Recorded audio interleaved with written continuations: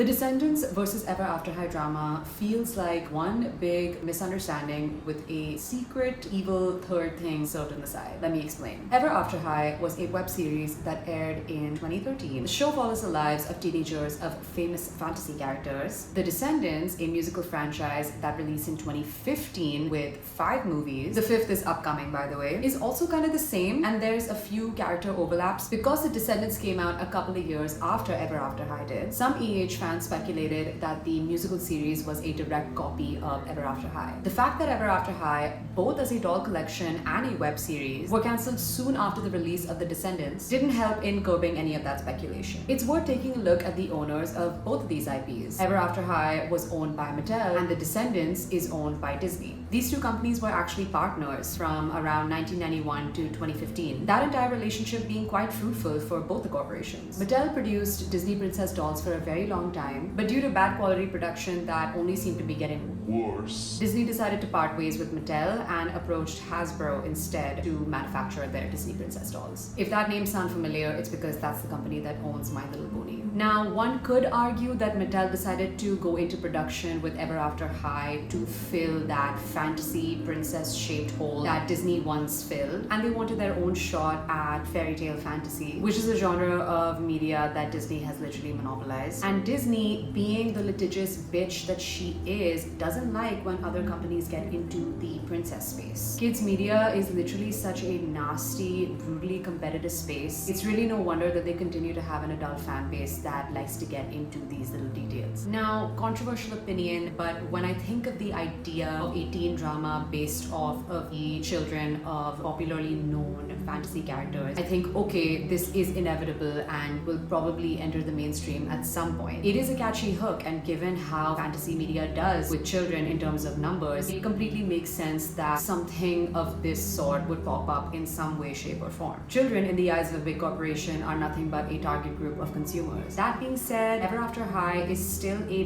better execution of this idea, and undoubtedly one of the first, if not the first of its kind. The politics of rebel versus royal are so much more layered compared to The Descendants, very plainly put, villains versus heroes. I just posted a video on Instagram that dived into this idea of royals versus rebels, where I discussed how it's actually the goodness and kindness of Raven Queen, daughter of the evil queen, that makes her come across as more of a rebel, since she's not committing to her predetermined destiny, which is to be as villainous as possible. Because she refuses to be the bad guy in everybody else's story and continues to be kind, that inevitably makes her a good character, but also simultaneously an outlaw in the eyes of the rest of her society. Even when we deal with Applewhite's character and her relentless pursuit to be a royal, and that pursuit inadvertently making her run even further away from her destiny. It's really because of these nuances and these details that Ever After High captured in about 100 2-minute episodes that truly wins me over. Also, the general character design and the aesthetic of Ever After High is so unique and honestly something that we need to bring back. But going back to the point that I was making, I don't think that the few things that make EAH and The Descendants similar means that both can't exist simultaneously and take up space in someone's media consumption. Especially because they're different in so many ways, starting off with the fact that they're two completely different formats. One of them is a movie series and the other one is a really short web series. The secret evil third thing that I was referring to in the earlier part of the video was, of course, capitalism. Ultimately, it was Mattel and not Disney that made the final decision to stop the web series and cancel the doll collection. I mean, from what I can gather, it was because the dolls were diminishing in sales. But of course they'd be diminishing in sales, considering that the dolls they were producing were declining in quality and they barely did anything to publicize the doll collection or the series. Mattel just simply did not put enough curiosity or effort into the project and didn't realize just how many long-term fans there were of the series and how willing they were to defend the show and stand for it 10 toes down. But capitalism doesn't serve committed loyalists. A corporation's main goal, as we know, is usually short-sighted, which is to play into things that'll guarantee money with the lowest effort possible and completely ignore something that had a long-term fan base that truly understood the depth that the show had to offer and at the very least deserved a good ending. That's all my thoughts on all of this drama. I will say that there is a super detailed video